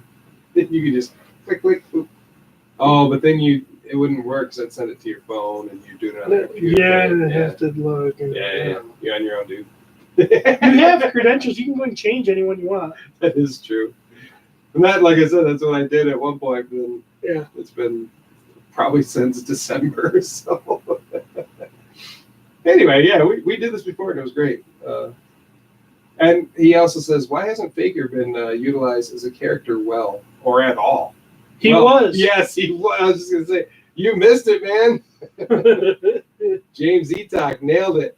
But I do understand what you're saying is as far as in 2000X, Filmation. Yeah, it wasn't even in 2000X. Well, he had a glimpse. Was he? Was there a glimpse? There was a flash. No. No, the Courage of Adam episode. Really? When Man-at-Arms made the robot that looked like could take on the form of other things, and then it got wrecked, and when the robot was laying there, it flashed blue for a second. This is going to be Baker, and they never built upon it. I must have completely missed that, or I just forgot. I have to go back and watch 2000X again. It's the episode The Courage of Adam, I believe. Okay. It's like episode number 4, if I'm not mistaken. That'll be the first one after. Okay. I might be wrong about the number. I don't know why he hasn't been used. He's such a great character. He is. He really is. Oh, I'm thinking about Potu Cannon now. Oh, Faker's gonna be cool. Yeah, I don't know. I mean, he has been in like some of the comics and stuff.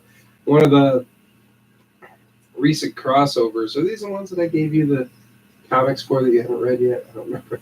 I've read them. But did you read them? Yes. Okay. Did you watch that video I gave you? The DVD? No. But I know where it's at. Okay, cool. I just looked at it like 2 days ago. I was like, I should watch that. Yeah. And then I didn't. Yeah, so there's some stuff in some of the comics and things like that, where he's kind of has more of a key role, but I don't know why. I guess just because, he on the surface he's just Blue He-Man. Maybe that's why. I mean, inside, to peel back a layer or two, and he's way cooler. But I think people want to focus on your Trap Jaws and Vermans and Beastmans and stuff like that. Tell you what, if I was making entertainment, I would have a prominent Faker. Oh yeah, It'd be awesome. Yeah, for sure. He's sweet. Yeah, and I don't know why he's been overlooked. I don't know why they didn't turn him blue in Filmation. It would have been so cool. Duh. And it was when James Leacock did it. Oh my gosh. God, I hope someday that can come out. Me too. Because that was great. So, yeah, I don't know, Jason. I'm so sorry. Richard Haynes says, thanks for your thoughts on my photo submitted for the 2-year anniversary. I've now got the new Super 7 Orko, so I should do a retake. I love the winning entry. Highly deserved. Thanks again for running the competition. Oh, thank you. Yeah, absolutely. That was our pleasure, man. That was so cool to see you guys doing that stuff. We love interacting with our fans and, do try to do it as often as we can, but, sometimes I feel like I don't do enough for you guys. So I try to make it up by buying you gifts. Nice. I'm dying. More to come. Travis was just wondering just a couple days ago when he'd come in and do some more trivia. So. Oh, cool. Yeah, Patrons of the Universe get their chance to win another book then. Or we could open. Do we? Oh, yeah.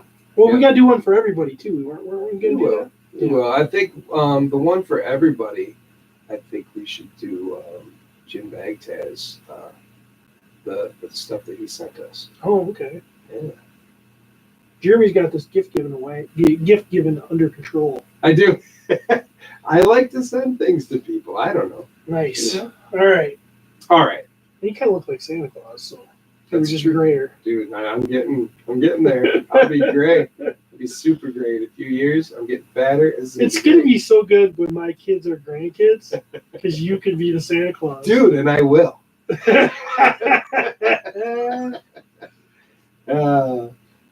He also says, you probably guess I'm a bit of an Orko collector. Yes, he had a lot of Orkos in that picture.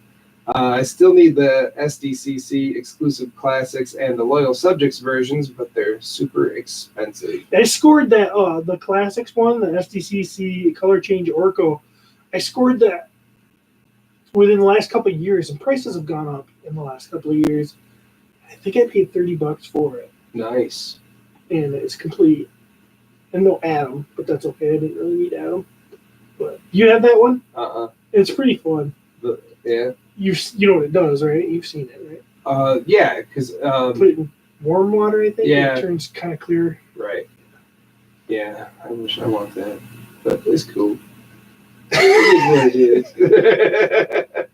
But obviously, it's expensive if he doesn't have it yet, too. It says, with the Netflix series and movie coming up, as well as all the Mattel toys, do you think Motu merchandise will go up quite a bit in value or remain about the same?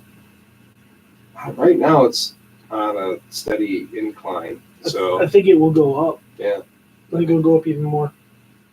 because there's going to be interest and people are going to want to hold on to stuff. And yeah, get out your wallets. Yep. Get to collecting as soon as you can. Yep. Paul Guyton. Check this out. As a kid, I always focused on the line, "The Secrets of Castle Grayskull." It's like two people thinking the same.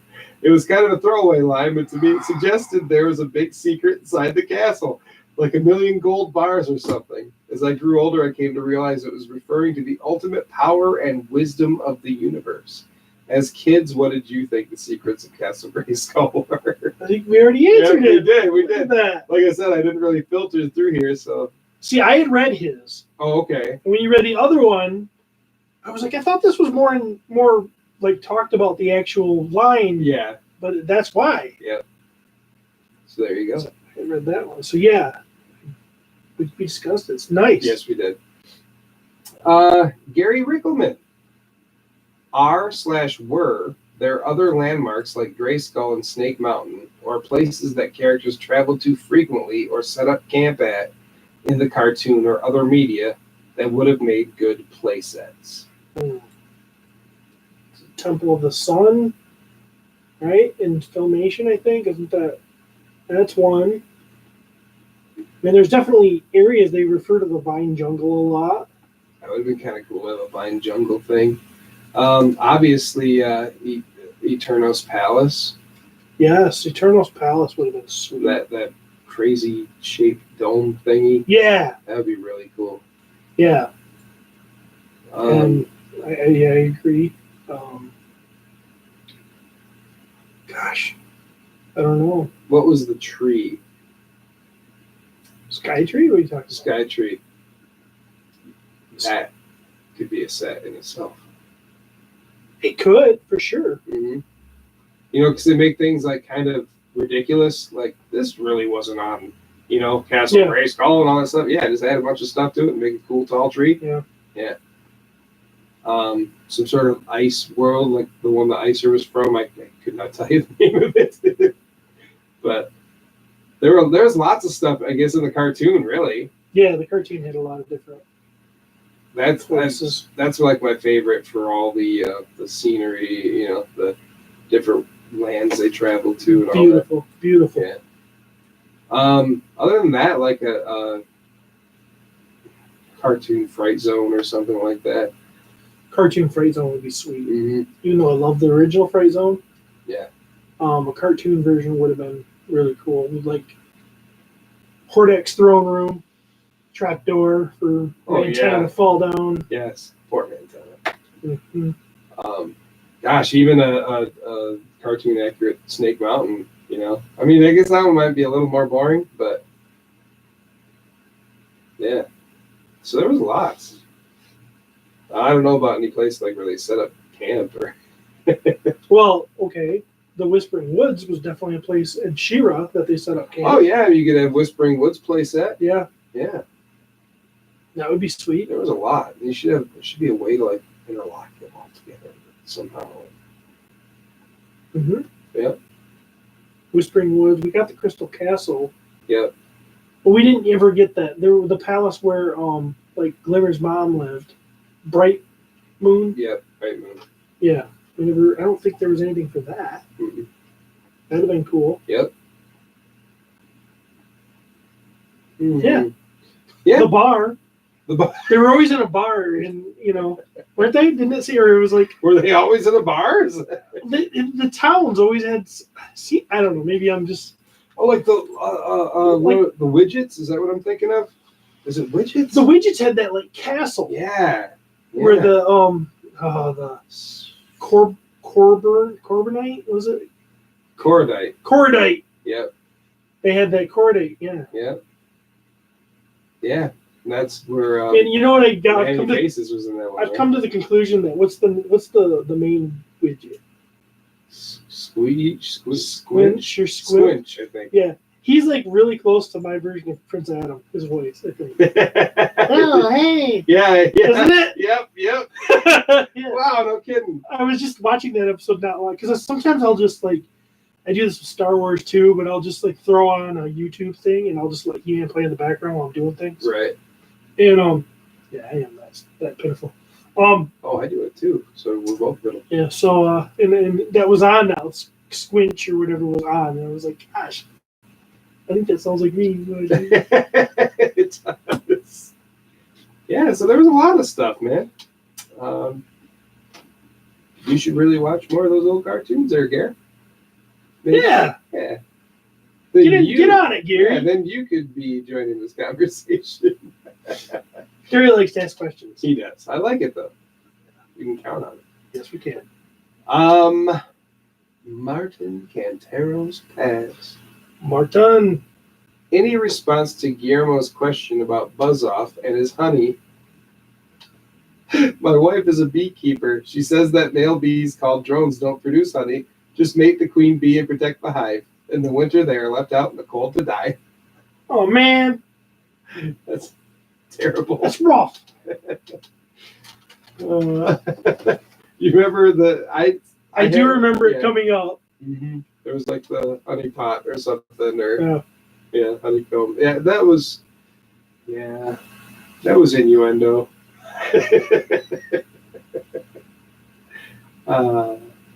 So yeah, listen to the interview with Guillermo and get as confused as Martin.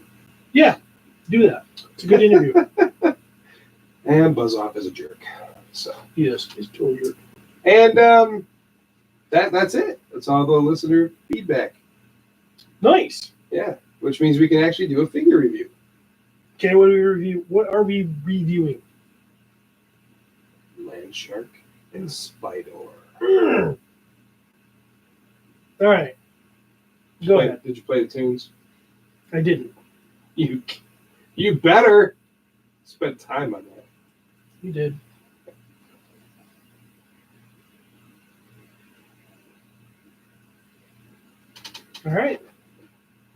All right. Coming from 1985, Wave 4 Masters of the Universe toy line. We've made it all the way up to the vehicle, the Land Shark. Skeletor's evil, purplish, pinkish, more pinkish vehicle with blue tank treads and big, giant blasting lasers on the side and giant red teeth. And when you pushed him along the ground, chomp, chomp, chomp, just like the old Pac-Man board game. So, Steven, I probably know your answer, but did you have this as a kid? No. He did not. I definitely had it, and I played with it often. It is my favorite vehicle in the line, and I don't know why. It is amazing. It's really cool. I like it. Never had it. It's the closest thing in Masters of the Universe that looks like something G.I. Joe would have to me. Yeah, I can see that. But I think did it make an appearance in Filmation? I don't recall it ever making an appearance in Filmation. If it did, then I'm a bad boy. Because there was an episode it's where like my favorite, man. Cobra Khan duped He-Man into helping some snake people. Uh-huh.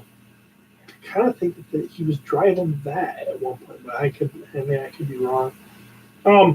I typed in the word, oh my goodness. Yeah, there it was.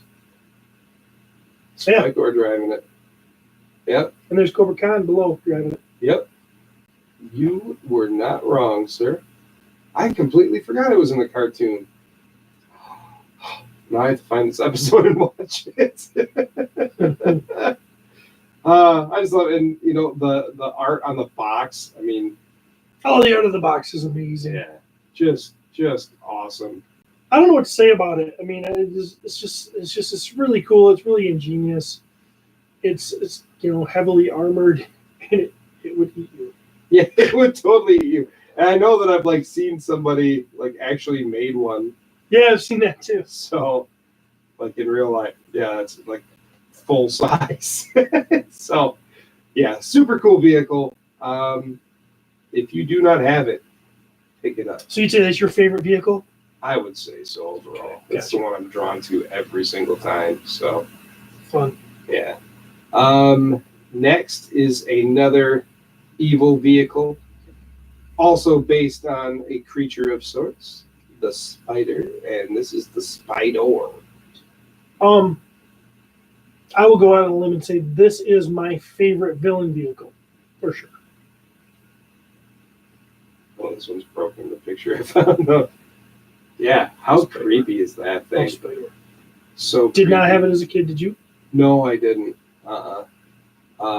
This is one I think maybe a friend had or something. And it's really weird because it is kind of based on a spider, but like the mandibles there, like it's not fangs, and if it is, they're curved to catch somebody. You know, Still they're more like pinchers, but pincers. There's a few things. It's one of those vehicles I always wanted. Mhm. I thought, but it just wasn't something I ever got. And I love the magazine picture. I have it up in my room, in my toy room, of Spider, Skeletor driving it, coming up over some foliage with He-Man and Mossman. Below, Oh, okay, I found The Earl Norem. found the box art. Oh, right. That's but Which there's is a kinda magazine cool. poster that I'm talking about, and I love the art of that thing. So Yeah, I was trying to see if I could find it so I could Earl check it Norem, out. Yeah. Let me just put Earl Norem there yeah, because I would like to see that. bunch of beautiful. Oh yeah, okay, I've seen that. Yeah, one of my favorites. Right there. Excellent. Super cool. Yeah, what a vehicle, man. And that thing, it really does walk across your living room or whatever, wherever you want to put it. They were really coming up with some cool stuff in that line. So, yeah. I love those things. You notice the older toys will take the big batteries. Nothing takes the Oh yeah, like the big batteries the C anymore. The D, I batteries think and it takes Ds. D. Yeah. So yeah, those guns are usually always broke. Yep. Mine are. But no, my favorite. I'd say my all-time favorite vehicle is the Battle Ram, and then I think Spider would probably be second. So we both got our favorite evil vehicles. Yeah. Today. That's good. Yep, for sure. The next time we have a review will be on the Fright Zone. Wow. Yeah. Well, that takes us to.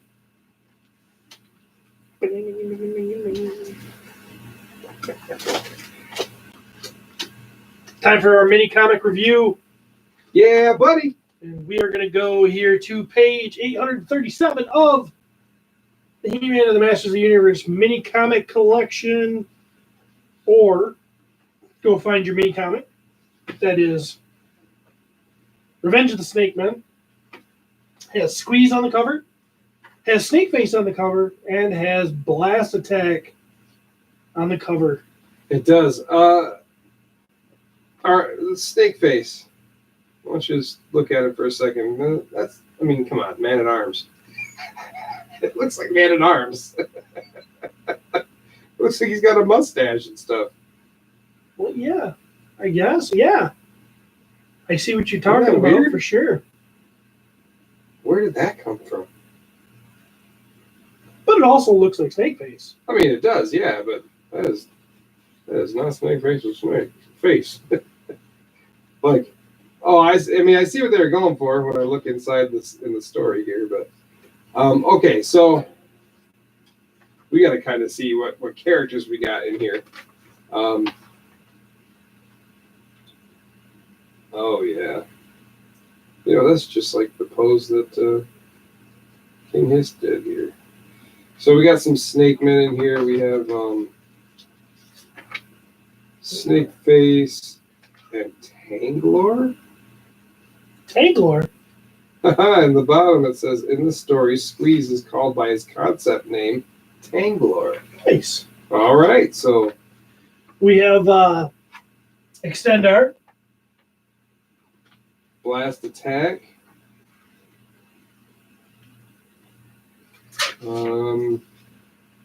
Sorceress for a minute there. So I like in this era of He-Man mini comics, Castle Grayskull kind of is totally second fiddle to them using Eternia all over the place. Yes, I noticed. Yep. So, all right. I think that's it. Yeah, it looks to be so. You're usually King Hiss. I think one of us needs to be Tanglor. Maybe one of us needs to be Squeeze, or You mean Snake Face? yes. And then there's Blasted Tag. But I don't know if he says anything. That's good. He says tick, tick, tick, explode. I think that's all he says. I don't see much else by him through here. Okay. So which one do you want me to be? Snake Face or? I don't know what I'm going to do. I know it's so hard because you see a snake guy and you're just like, you always want to, yes. Yeah, you always want to do the yeah, snake. same voice. But, yeah, I don't know. You can. We'll just wing it. All right, we'll just wing it. All right. So, let me take a drink here real quick. Okay. I brought my handy dandy water.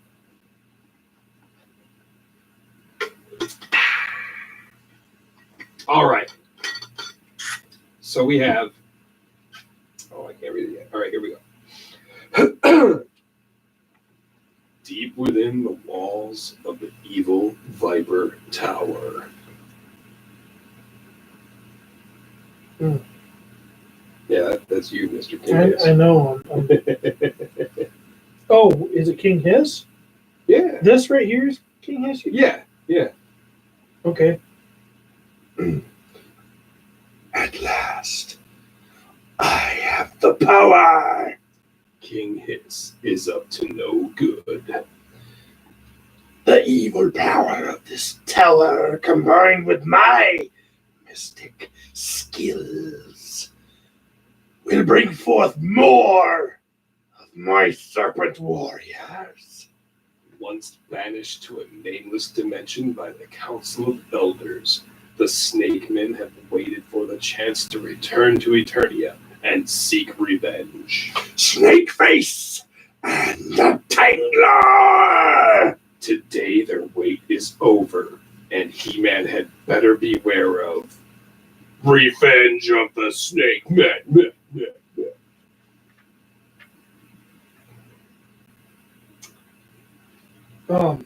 Is that me? Is that Yes, you're Snake Face. Oh, we're eternally grateful, my king. How may we serve your scaliness? I have a mission for you. Bring in my latest creation. Bring in Blast Attack. Oh wait, and who is this? Oh, we got some other Snake Men. Are these just random guys, or is that? I don't know who that's. I don't know. They're random guys. All right, random guy it is. It does kind of look like Rattler. It does kind of look like Rattler, but it could be. Why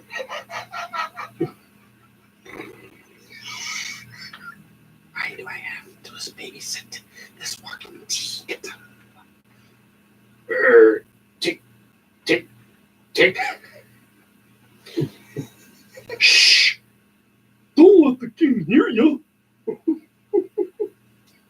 don't know. They're just walking in Blast Attack. He looks like he's almost like a prisoner. Yeah, it does. He's too stupid to know where to go. Right, exactly. Blast Attack is a walking, talking, robotic time bomb. You four will take him with you and kidnap Queen Malina. With her hostage, King Randor will do whatever I say. Rattler, have you set the time for Blast Attack to explode? Explode? Kaboom! He just explodes right there. Yeah.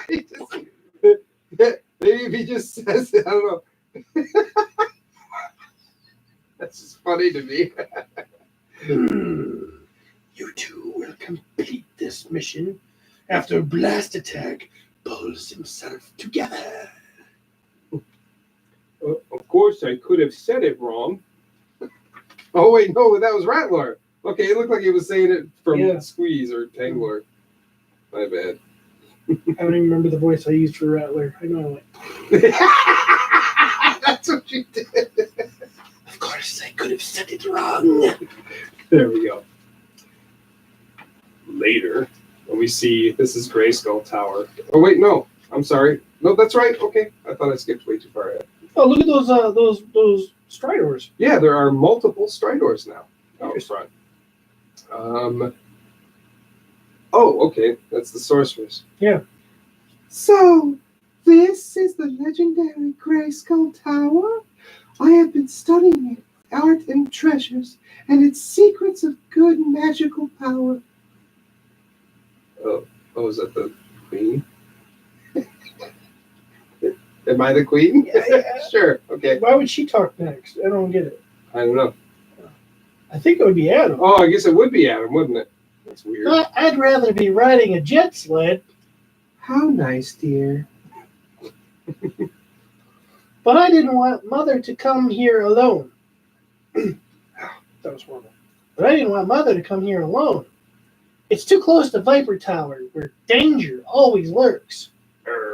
Tick, tick, tick, tick. Kabloom! Duck, everybody! You two hide in here. Extendar and I will see to this. I can't change the He-Man in front of them. Back off, Snake Man! Oh, there's a snake. Yeah, Snake Man. Oh, this is hard. I can't break free of his grip! Well, gaze at my lovely pets, hero, and learn of my terrible power. It's a dumb snake face. One quick look at my hideous face, freak, and he is turned to stone. Turn away, Tangler, or you too will turn to stone. He can turn his own snake. Okay, that's cool. I guess so. All right. Oh. Thanks for the warning. Turning to stone. The queen must be in there. Why are you too much of hillbillies? I don't know why they would hillbilly. Why would you do that? The queen must be in there. Ram the door, Blast Attack. Tick. Okay. Tick. He always says tick. Okay, so, Adam has turned to stone. Yes. Extendar has turned to stone. And they're in trouble. Yep, they're going to get the queen out of there. There's just so many snake people. I know. Right. The queen. But where is the sorceress? How dare you? The sorceress must have used her power to escape. But the queen is ours. Oh! That was a bad choice. What was a bad choice? The voice. That was just a bad choice. I don't know why, but this sounds like a snake face, don't it? Sounds like the friendliest guy in the world. Your snake's coming out of his face. But you'll never know. You'll never know. It's gonna hit you. Hey guys, how you doing? Turn you to stone. So stupid. All right, the queen is turned to stone. Never mind the sorceress. The queen is who we were after. King Hiss will be pleased. Dick. You have done well, my snake man. It's a shame there is no way to turn her back into flesh. I can't remember what I can do. Oh. I can't remember the voice I used though. This is such a pretty statue. Your hissiness. Why not start a collection? So he doesn't call him Your Highness. He calls him Your Highness. Yes. Yes. Why not? Today, the Queen. Tomorrow, He-Man. And speaking of He-Man, back at Grayskull Tower. My sword, its magic has transformed me back to flesh. And by the power of Grayskull, I have the power. What happened?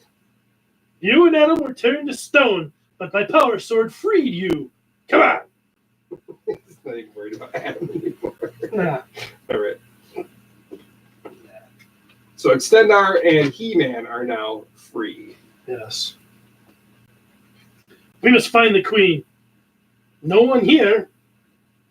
You are wrong, brave warrior. Your Majesty. I'm safe, He-Man, but those snake men did take my statue. Escort the queen home. I must get that statue back. But why, if it's only a statue? It's much more than a statue, Extendar. The battle tram is the fastest way to get to Viper Tower. So now we have... He's on the battle tram. Yeah. he Flying sure around in is. that Eternia place, that is. No, that's not. That's him. They aren't expecting anyone to drop in this way. So, there are no doors up here until now. Whew. The stench in here is awful. Sounds like they're having a party, and I wasn't invited. Toast my warriors to the first of my collection, Queen Marlena. Here, take this. You don't even know who you've got here, King Hiss. How did you get in here? So, we had King Hiss sitting on his stone throne there, and everybody's surrounding him, and they're all cheering, drinking from goblets, and God, it really looks like Man at Arms. And the statue of quote-unquote Queen Marlena right there. So, He-Man drops in. The stunned snake men can only watch as... Now He-Man takes his sword and touches the statue. Yeah. They're all just watching him do it. Yeah. They're stunned. Yeah, we're not going to do anything here. That's a relief. You fools have been tricked. Don't just stand there. Attack them. Obviously, it was the sorceress. Yeah. He-Man moves swiftly behind the king and... Hey, Snakeface, over here! I'll get you. No, Snakeface, stop. Oh, all the bad guys have turned to stone. Yeah, he overthought, and he just did his snake face trick, and yep. Oops! Well, I can still get He-Man. See, now the voice works perfect. He's kind of like, "Rrr." No, not if I can get you first with your own reflection. So He-Man had a shiny shield, and he grabbed it, did this sweet spin through the air, ninja style, and slid in and totally made Snakeface look at himself. Yes. What should we do with them? Let them stay this way for a while. They might regret their evil ways.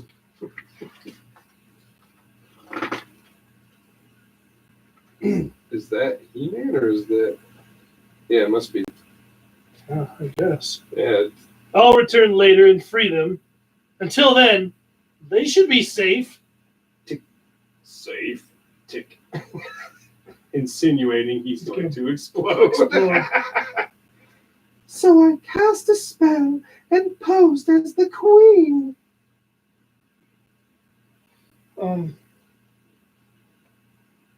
So the snake men never knew who they really had.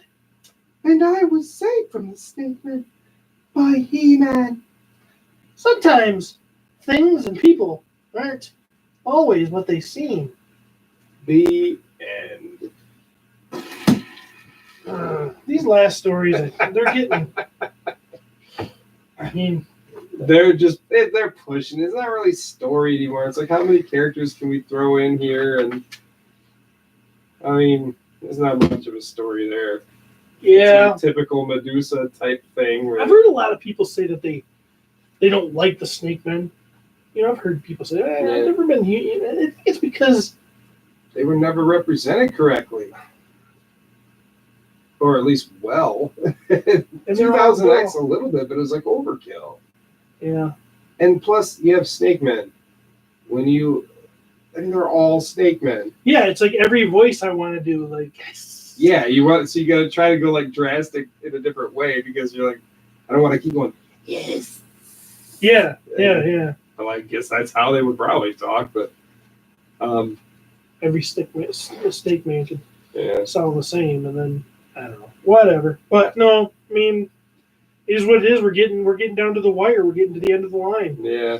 And, I mean, this is the closest we'll ever get to a Filmation episode of the Snake Men. So, it's very much in that vein. Look at that. We're done with the mini comic. We're still under 2 hours. Yeah, crazy. Just under 2 hours. So next time we are going to delve into the Energy Zoids. So that should be interesting. That will be interesting. Can't wait. Yeah. I don't know. I'm kind of I'm getting excited for the newspaper strips.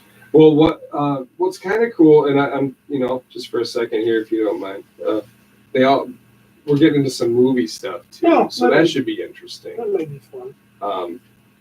There's definitely some characters from the movies, movies and all that stuff. So we'll see. I mean, there's still a few more issues that should be interesting. All right. Well. That is the end of episode 54. That's right, 54. 54. Yes. Looks like we've had some people watching us on our Patreon live feed. So you guys want to watch us. It is an unlisted thing, and it's specifically for our patrons of the universe. If you can donate $1 and be able to watch us do this live, and of course always go back and watch the other episodes. That is on our YouTube channel. Plus, if you're a Patreon supporter, hopefully you've been seeing that we've done a couple Filmation reviews or Filmation commentaries of a couple of episodes, and hopefully you're getting your hands on those. You should be able to track down an RSS feed so you can listen to those straight off from iTunes or whatever else, and they'll load automatically if you subscribe. So yeah, hopefully if you're paying the money and you enjoy hearing us be dumb, you're taking advantage of that. Yeah. And we do, giveaways and stuff in there as well. Little trivia stuff and all that stuff. So, yeah, definitely. If you feel like supporting us, we would love that. And subscribe to our YouTube channel. That should be fun. Find us on social media. We're on Facebook most of the time, but we do delve into Instagram and not as much, but we are on Twitter as well. You can always reach us. You want to send us a message and just rap about nothing, or masters or whatever. We're pretty open and pretty easy to get a hold of. So, yep, we like it. We can't wait. Yep. And all right, we will be back. We'll be back soon. 2 weeks. That's our time. And until then, we will see you around the universe.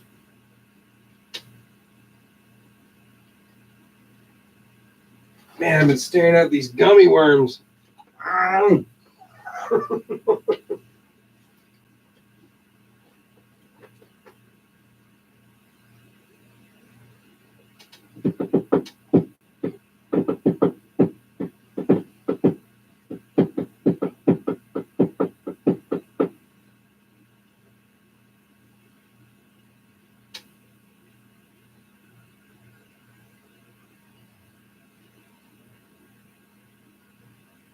think that was a fun episode. I think that the I think that the new segment thing was a good change. Yeah, that was fun to talk about that. It actually got me excited to talk about other ones too. So good deal. And I think it went longer. It was a pretty long talk for a while about it. I like it. Man, that mini comic sucked. Yeah, it wasn't the best.